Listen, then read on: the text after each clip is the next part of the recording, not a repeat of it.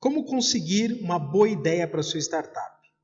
Olá, fundador, você é empreendedor, seja bem-vindo, professor Lauton Benatti. Ajudo você a montar a sua startup partindo do zero e conseguir sua primeira venda até 60 dias com o método Startup 60.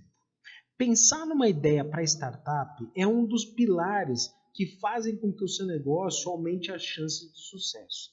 Tem muito empreendedor que acaba negligenciando essa questão, até porque é muito não tangível, né? Então é muito subjetiva essa questão da ideia. Lógico, as startups elas acabam tendo sucesso mais pela forma como você aplica, com certeza, inevitavelmente, do que a ideia vazia em si. Mas uma vez que você consegue fazer um caminho do direcionamento da ideia de uma maneira sistemática, pragmática, aumentam as chances de sucesso, porque você vai fazer um caminho já considerando já as nuances e aspectos que levam a fracassos ou a sucessos, pensando até de uma maneira mapeada. Eu costumo, como especialista, pesquisar diversos aspectos, aí, tanto no Brasil como no exterior, principalmente fora do Brasil, para trazer para vocês conteúdos que são conteúdos bastante relevantes. E uma das fontes que eu costumo trabalhar, de uma aceleradora nos Estados Unidos, muito interessante, muito bacana, é o Y Combinator. Essa aceleradora ela tem em seu portfólio, para vocês terem ideia, startups muito bem sucedidas, como por exemplo o Airbnb. Né? Algumas startups, obviamente, não são tão conhecidas por nós brasileiros, mas, por exemplo, a Stripe, a Coinbase, Dropbox, né? Então, são startups, tem a iFood dos Estados Unidos, que é a DoorDash, né? Como se fosse entrega de comida rápida, são startups muito bem sucedidas que passaram pelo portfólio da Y Combinator. Então, aqui eu estou trazendo conteúdo de um espaço de trabalho relevante, certo? Com conteúdo profundo, que tem aí estatística para isso, que tem histórico para essa questão, e eu fiz um compilado dessa informação, que eles trabalham até nos padrões deles de exigências de como desenvolver boas ideias.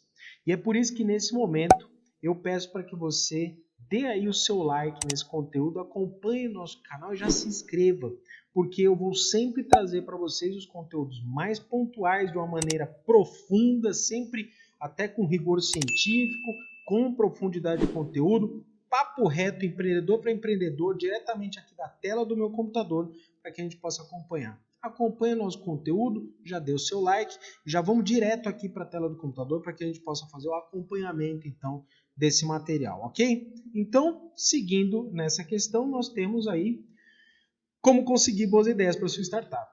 Então, como conseguir uma boa ideia, antes de mais nada, né? Como é que nós podemos saber se a startup ela tem, né, um sucesso, né, ou se ela tem aí um atendimento aí interessante aí dessa ideia, se essa ideia ela é relevante ou não.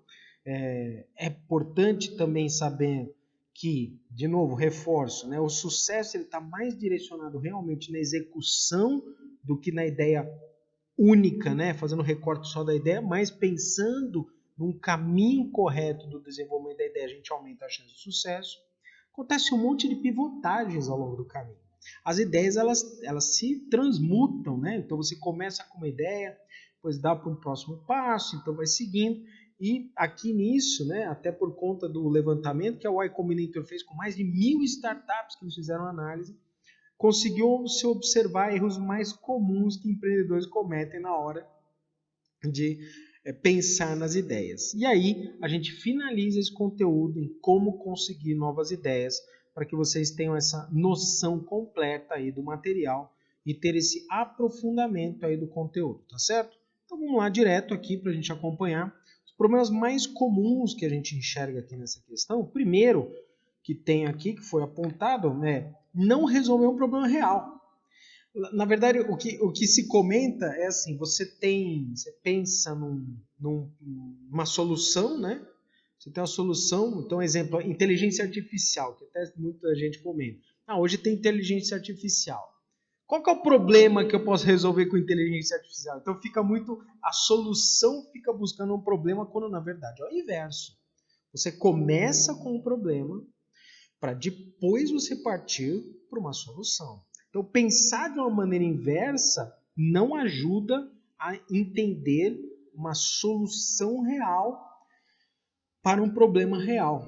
Aí o que vai acontecer? Você pode ter uma solução maravilhosa, mas o problema não existe. Se o problema não existe, as pessoas não compram. Então a grande questão é essa. Então você primeiro pensar numa solução, ao invés de você se concentrar no problema, isso transforma a sua startup em algo vazio. Um outro problema é ficar preso ao que se chama a ideia comum.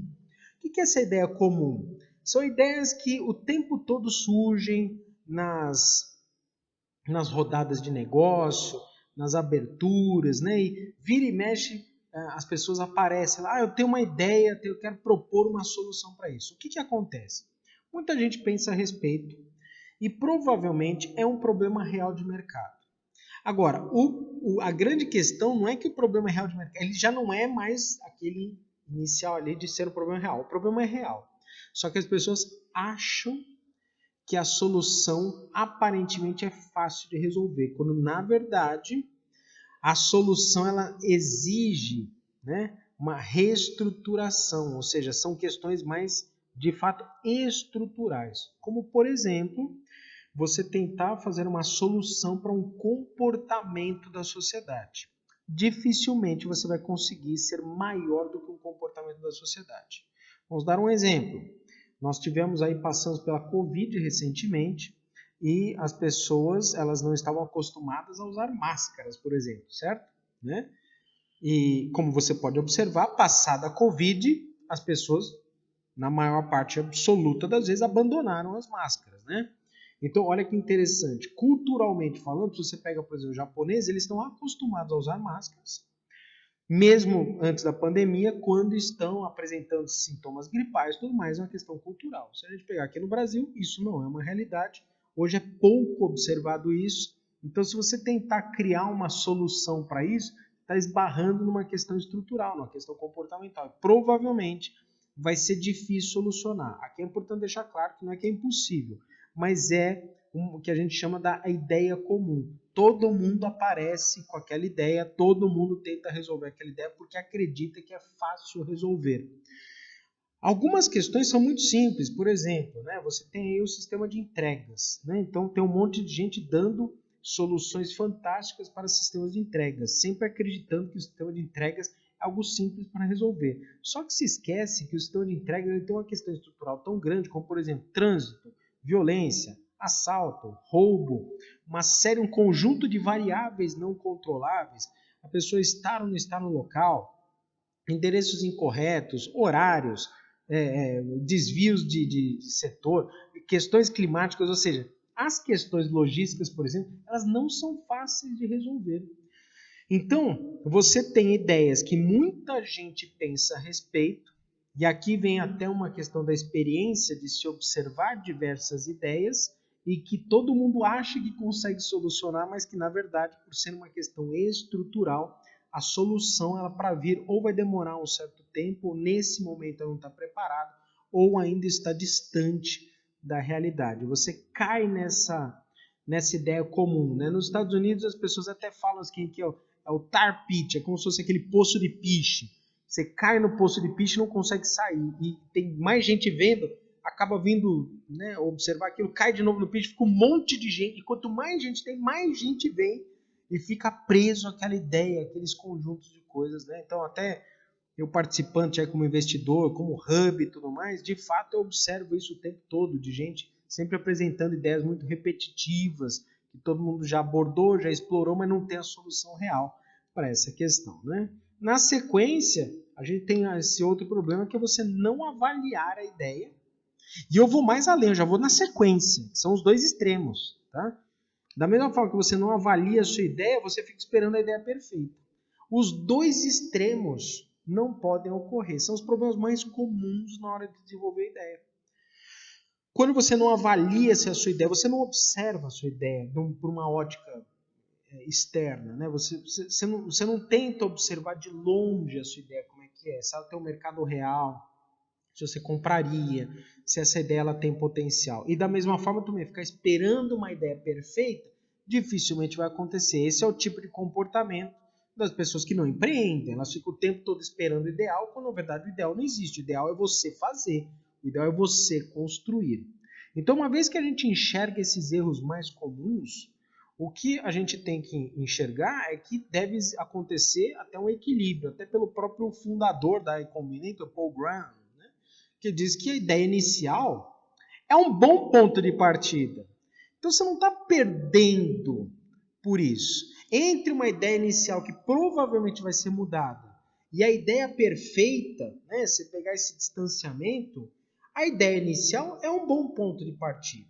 E até chegar na ideia perfeita, provavelmente em algum ponto nesse meio termo, né? Por isso o conceito do equilíbrio, as ideias elas se transformam o tempo todo. Então a grande sacada é, nos extremos não funcionam. Nem ficar, né, acreditando que a ideia inicial é a solução para todos os problemas, nem acreditar que um dia a gente vai chegar na ideia perfeita. Em algum ponto entre esses dois extremos, provavelmente a sua ideia estará. Na verdade, mais do que isso, não é provavelmente, é seguramente a sua ideia estará dentro desse espaço. E aí, por isso, que tem algumas perguntas-chave que, né, a própria Y Combinator recomenda que sejam feitas para que você consiga acompanhar, então, todas essas questões. A primeira pergunta, né, então, eles falam sobre 10 perguntas. Opa, tirei aqui do espaço aqui. Eles falam sobre 10 perguntas aí que valem a pena ser feitas. São perguntas que você meio faz como advogado do diabo mesmo, né? Que a ideia possui um fundador que possua fit de mercado. E a grande questão aqui é o seguinte: quando fala fit de mercado aqui, o que ele quer dizer é o fundador ou os fundadores, você, startupeiro, né? Você tem dá liga com essa solução que foi tratada? Você se sente confortável com isso, no sentido, você entende essa questão, você está próximo dessa questão, você reconhece esse problema, você consegue se aprofundar nesse problema? Olha que interessante, porque é mais fácil você conseguir desenvolver uma ideia ao qual você tem, que a gente chama de fit de mercado, você tem essa aproximação, do que algo que você está fora. Muitas vezes as pessoas, os empreendedores, eles ficam buscando ideias externas que não fazem muito não tem muita liga, né, com o que ele faz, quando na verdade o interessante é que você trabalhe com soluções ao qual você converse, né? Essa é a ideia. Então, a grande questão, não existe a melhor ideia. Existe a melhor ideia que é para você. E aqui vai um ponto. Entre uma ideia perfeita e uma ideia que se adequa à sua realidade, a instrução é clara. A ideia que se adequa à sua realidade é muito melhor do que uma ideia perfeita. Porque a ideia perfeita pode estar distante da sua realidade. Nós temos aqui na sequência, né, nós temos aí então uma outra pergunta-chave que é, né, quão grande é o mercado? Então, se o mercado ele tem potencial, então você tem aí uma grandeza do mercado. Lógico, no primeiro momento a gente fica pensando sempre naquele mercado de bilhões, naquela coisa toda. Mas aqui são duas leituras que precisam ser feitas.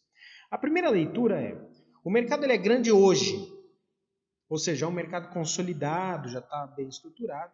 E a outra pergunta é, o mercado ele tem um crescimento expansivo para frente? E eu não estou falando para frente daqui a 200 anos, estou dizendo, existe um grande potencial? Por exemplo, como é que era o mercado de criptomoedas 10 anos atrás? Provavelmente ele era pequeno, provavelmente não, ele era pequeno, ele era incipiente, as criptomoedas estavam começando, o Bitcoin ainda estava incipiente, tinha os primeiros sinais, o Bitcoin mas pouca gente fazia, mas todo mundo já sabia que esse mercado tinha um potencial de crescimento muito grande. Então a grande sacada aqui é a gente conseguir enxergar se o mercado ele é grande, podendo ser tanto a grandeza já estruturada como um potencial de crescimento. Aqui também é interessante a gente pensar se o problema que você está dizendo, que ele chama assim, quão acurado é esse problema, e aqui o acurado aqui, na verdade, seria se ele está bem específico. Quanto mais específico for o problema, pelo menos inicialmente, depois você amplia, mas inicialmente você está bem focado, está bem definido esse problema, então você está no caminho certo. Porque se você tentar trabalhar com um problema que não está muito bem definido, muito bem direcionado, pode acontecer de você não ter especificidade. Se não tem especificidade, não tem relevância. Depois a startup fica maior, ela consegue trabalhar com outras áreas. Mas por hora você tem que ser o mais específico possível.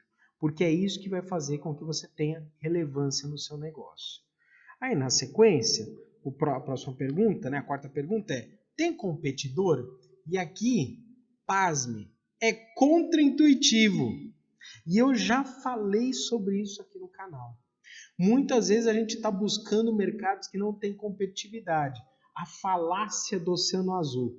Quando, na verdade, a ideia da competitividade, de ter competidores, né? Lógico, não quero que você fique competindo também com, né, as maiores empresas do mundo, porque vai ser difícil você competir com elas. Tá?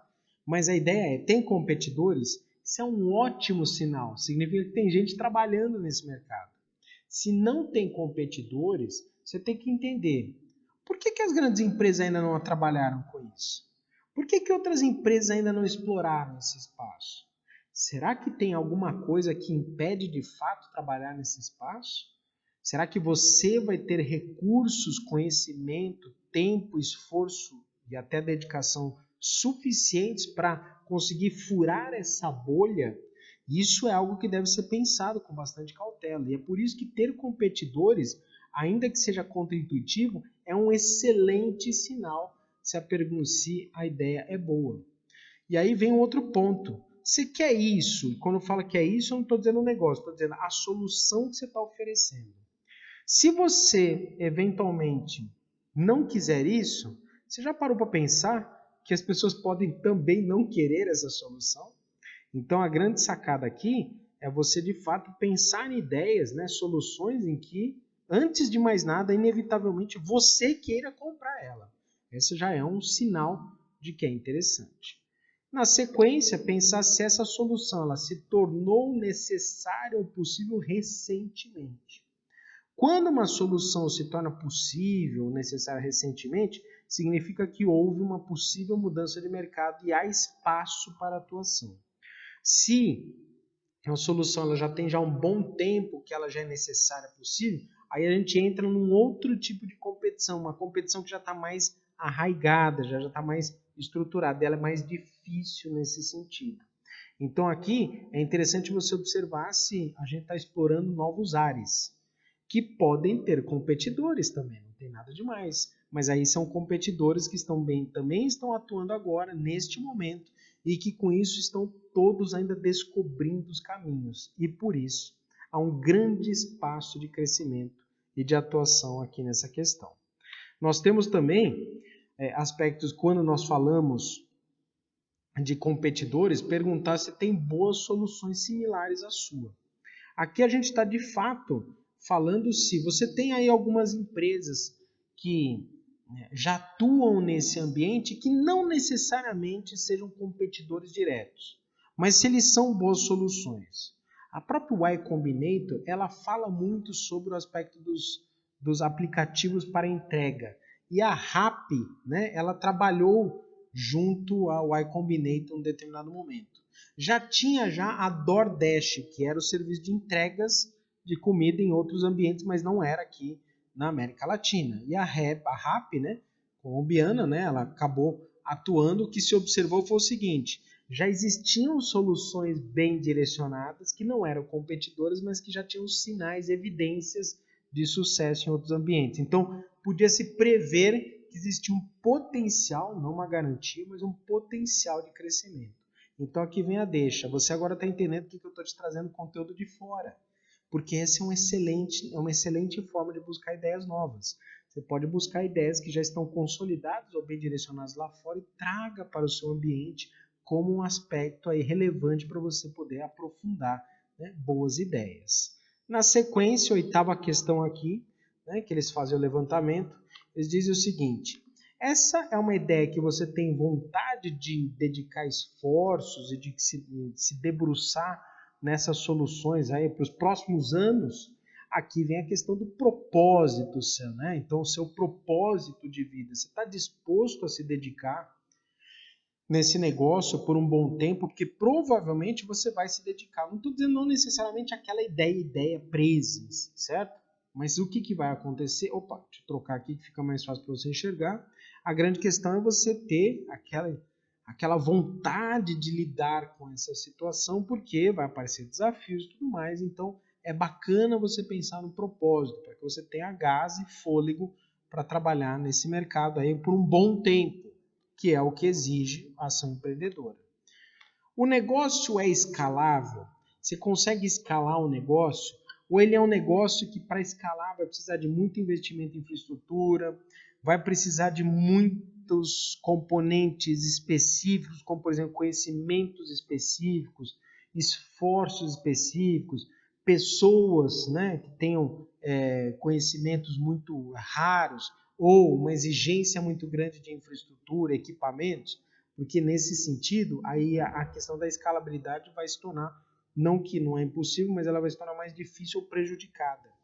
Ao passo que se você tem negócios, por exemplo, negócios online, que tendem a ser mais fáceis de escalar, né? Não que seja obrigatório, mas eles conseguem escalar mais fácil, porque eles têm menos barreiras de infraestrutura. Então aqui a gente pode estar trabalhando com uma ideia muito interessante. E por fim, a 10ª pergunta que se recomenda ser feita é: a ideia ela se encontra no que eles dizem de um bom espaço para ideias.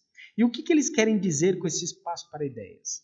Aqui o que quer, né, relatar nessa questão do espaço para ideias é: você começa com uma ideia dentro de um ambiente e mesmo que não seja aquela ideia final, todas as vezes que você muda, você tem espaço para fazer melhorias. Quando eu falo do espaço, às vezes pode ser um ecossistema, pode ser uma solução aberta, ou pode ser um ambiente mesmo operacional, em que sempre que você faz uma melhoria, uma intervenção, o conceito, o entendimento se torna cada vez maior, melhor e mais completo, né? Vamos colocar assim. Existem determinadas ideias que não te dão exatamente muito espaço de atuação. Por exemplo, manobras jurídicas, né? No sentido de questões de impostos, né? Você tem uma regra específica a seguir, você tem talvez algumas pessoas que conheçam melhor isso, mas a regra é regra, né? Então você tem que pagar o imposto naquele momento lá, não tem muito o que fazer, né? Então aquele é o espaço. Talvez uma manobra aí de você facilitar o pagamento, talvez uma ferramenta para você fazer o controle, mas você tentar mexer nas regras tributárias, a coisa é meio engessada nesse sentido. Você tem que faça-se cumprir a lei, né? Ao passo que outros espaços, quanto mais você explora, quanto mais você estuda, maiores as chances de você pensar em maneiras diferentes. E aqui vem o segredo da pivotagem, né? Porque o segredo da pivotagem se dá justamente em ambientes em que você, num primeiro momento, né, começa com uma ideia, mas depois a gente vai fazendo as trocas. E aqui também se recomenda 3 questões em que são trabalhadas justamente como ambientes que podem fazer com que as ideias pareçam ruins no primeiro momento, mas elas são muito boas. E as 3 questões, elas são totalmente contraintuitivas, que é o que você está vendo na tela. É difícil de começar, é chato e tem a competição. Pode parar para ver. Quando a gente pensa em desenvolver boas ideias, provavelmente você foge dessas 3 questões. Você possivelmente vai trabalhar essas 3 questões como um impedimento à sua ideia, quando não é assim, é o inverso. Coisas difíceis para começar, pense de uma maneira competitiva. Se é difícil de começar, é porque tem barreiras de entrada. Então é uma excelente ideia. Por quê? Porque a competição é menor.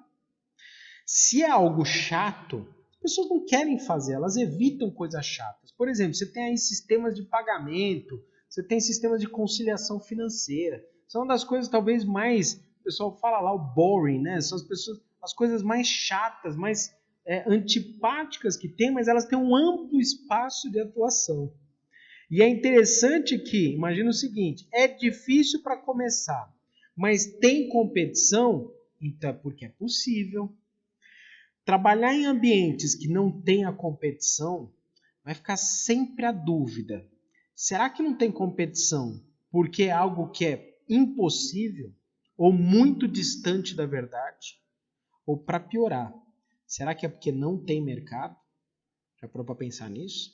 Então, ser difícil, ser algo chato e ter competição são aspectos que, de fato, pasme, fazem com que as startups possam aproveitar ótimas ideias. Então, as ideias que atendem essas questões têm bons sinais que a gente consegue trabalhar. Para que a gente dê sequência nisso, apresentar 3 formas de se posicionar frente ao mercado, você empreendedor, você fundador, você se posicionar no mercado para conseguir boas ideias no futuro. Sabe por quê? Porque as boas ideias, de uma forma geral, segundo o relato lá do especialista da Y Combinator, elas acontecem de uma maneira orgânica. É muito mais efetivo do que você ficar pesquisando ideias e pesquisando ideias. Elas meio que aparecem organicamente, não no padrão Eureka, mas se você fizer isso que eles recomendam, isso vai ajudar. Primeiro, você se tornar um expert, para que você consiga enxergar ideias antes que os demais. Parece óbvio, mas a maior parte das pessoas não faz. Então, explorar, estudar, se aprofundar naquele assunto faz com que você consiga multiplicar a chance de enxergar boas ideias. À medida que eu dou esse aprofundamento nas questões, facilita a minha chance de encontrar boas ideias antes que os demais. Talvez não hoje, talvez no futuro, mas isso vai te ajudar. Segundo ponto, trabalhe uma startup de forma a você ter um ambiente que possa desenvolver uma ideia. Então aqui não tem muito milagre. É a questão de você ir lá e botar a mão na massa mesmo. A gente costuma dizer que não existe solução perfeita, né? O imperfeito, né? Imperfeito é melhor do que o perfeito não feito, né? Seria essa a questão. Parece um jogo de palavras, né? Mas é melhor você fazer algo que está incorreto do que você não fazer nada. A startup, a regra básica é, se for para errar, erre rápido, mas vá lá e erre. Né? Porque tentar buscar a perfeição não vai dar certo. Então, olha que interessante. Você trabalha em uma startup, ou seja, você pensa na sua ideia, ou trabalha num outro projeto, e aí você tem um ambiente que você possa, de fato, desenvolver a ideia. Por isso que vem o conceito da pivotagem. E, por fim, desenvolver coisas que você acha interessante. Às vezes, mesmo que não seja voltado necessariamente para o negócio, mas que você acha interessante. Por quê? Porque isso vai gerar atenção direcionada. E ao gerar a atenção direcionada, você consegue enxergar oportunidades que até então não estavam tão claras. A gente, de fato, enxerga coisas à medida que a gente tem a nossa atenção voltada. Eu me lembro muito claramente, quando nasce meu menino, a primeira coisa que aconteceu, eu era casado já, mas não tinha filhos, nasce meu menino, a primeira coisa que começa a aparecer é lojas de móveis para crianças, roupinhas para bebê, que eu até então não enxergava. Eu comecei a olhar, olha que interessante, tem uma loja de bebê aqui, olha que interessante tem isso.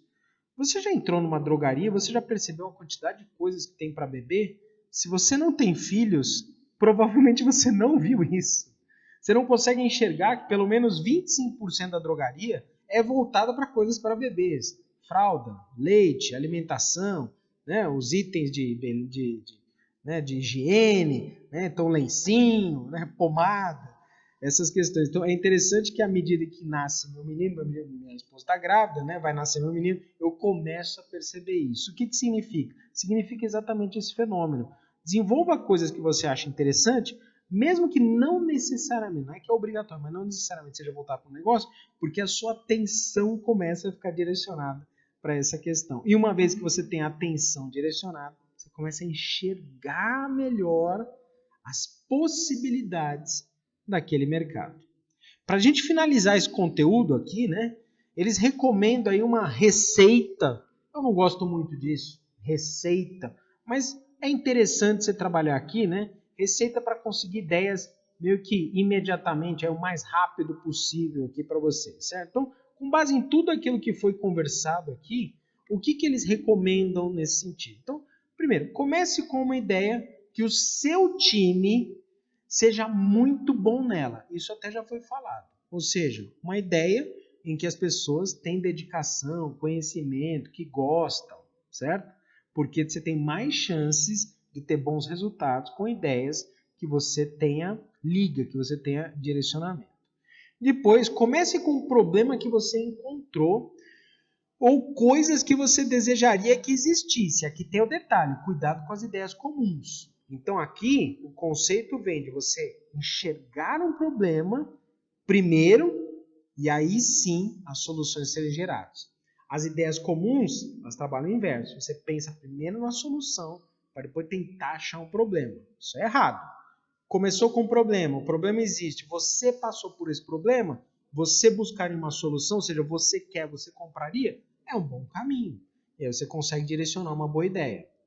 Na sequência, a gente tem lá, observe mudanças recentes no mundo, né? Então você tem algumas mudanças que aconteceram no mundo. O exemplo da pandemia, que mudou comportamentos. O exemplo da inteligência artificial, que está mudando a forma como a gente faz os nossos trabalhos. Ou seja, são mudanças recentes em que a gente consegue pensar, né, fazendo até desdobramento de problemas, de novo, com cuidado para não cair nas ideias comuns, mas pensando nessas mudanças, provavelmente você vai trabalhar com ambientes em que ainda tem espaço para o trabalho, tá certo? Espaço, né, espaço para explorar.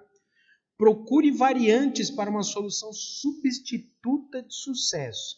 Aqui é um negócio interessante. Sabe as grandes empresas que já estão consolidadas, bem direcionadas, né? Por que você não pode buscar uma solução que seja semelhante? Eu não estou dizendo a mesma.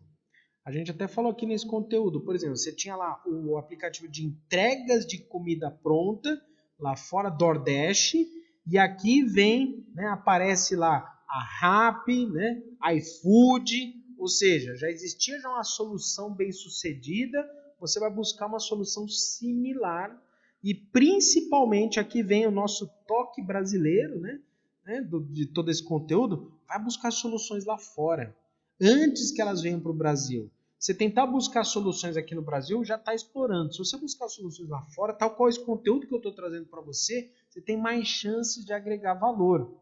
E por fim, sistematicamente procure por um ambiente que ainda não passou por mudanças disruptivas que são oriundas dessa tecnologia. E aqui é um negócio interessante que você tem determinados mercados que ainda não passaram por quebras muito gritantes, né? Ou seja, já não houve um ambiente disruptivo da tecnologia. Por exemplo, inteligência artificial está acontecendo um ambiente disruptivo, certo? Então tem espaço aí, bastante gente vai trabalhar, mas tem outros ambientes que ainda não passaram. Vamos dar exemplo, por exemplo, consumo de pessoas 60 a mais. Tem diversos hubs agora que estão se dedicando exclusivamente ao que nós chamamos da economia prateada. São os consumidores ou empreendedores ou funcionalidades para o público 60 a mais, 70 a mais, 80 a mais. É muito claro, meu sogro tem 83 anos, vai fazer 84 anos e ele, né, dirige, atua, casado, viaja, certo? Então ele está em plena atividade, sobe árvore, corta coisas, faz manutenção na casa, né? Então há uma mudança muito clara, muito gritante nas soluções. Usa o celular, mexe nas redes sociais, né? Então fica evidente que existe um grande espaço de atuação. Por exemplo, aqui eu estou citando um exemplo da chamada economia prateada, que é o público, né? Então as soluções sênior. Então você vê que tem espaço para isso, para trabalhar. Então essas são, não gosto muito da palavra receita, mas enfim, estou respeitando aí o conteúdo que foi traduzido para vocês aqui. Gostaram desse material? Legal, bacana? Fez sentido para você? Então inscreva-se no nosso canal, acompanhe esse conteúdo, já dá seu like nesse conteúdo. Eu fico por aqui, desejo muito sucesso. Mande suas dúvidas, elas serão sempre respondidas, em todas as questões. Elas podem inclusive se tornar temáticas para as apresentações futuras. Um grande abraço a todos, muito sucesso, valeu, tchau!